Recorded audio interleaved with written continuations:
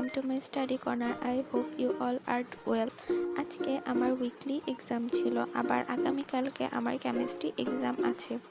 আগামীকালকে কেমিস্ট্রি এক্সামের সাথে আমার জিকে আর ইংলিশ পার্টটাও আছে। আগামীকালের জিকে পার্ট হচ্ছে প্রাচীন বাংলার ইতিহাস। তো এইখানে আবার 4টা ভাগে বিভক্ত। প্রাচীন বাংলার ইতিহাস আর হচ্ছে জনপদ, এরপরে আছে বিভিন্ন শাসনামলের মধ্যে রয়েছে উপমহাদেশের মুসলিম শাসনামল, বাংলার মুসলিম শাসনামল। তো এই 4টা ভাগে বিভক্ত। আমি প্রথমে প্রাচীন বাংলার ইতিহাস এই পার্টটি পড়ব। প্রাচীন বাংলার ইতিহাস পার্টটি পড়ার জন্য আমি শুরুতে বিগত বছর প্রশ্ন, মেডিকেল, ডেন্টাল, বিসিএস, জব এগুলো দেখে নেব।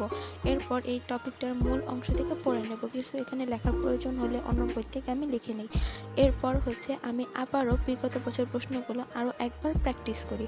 এতে আমার 2বার প্র্যাকটিস করা হয়ে যায়, মেন অংশ পড়া হয়ে যায়। প্র্যাকটিস করতে গিয়ে আমি কোথাও আটকে গেলে বা আমার কোথাও সমস্যা হলে আমি আবারও মেন টপিকে ফিরে গিয়ে ওই টপিকগুলো আবারও দেখে নিই, যেখান থেকে বারবার প্রশ্ন আসে, বিশেষ করে এই টপিকে, যেমন প্রাচীন বাংলার বিভিন্ন জনপদের নামগুলো, এগুলো আমি 1 থেকে 2বার দেখে নিই।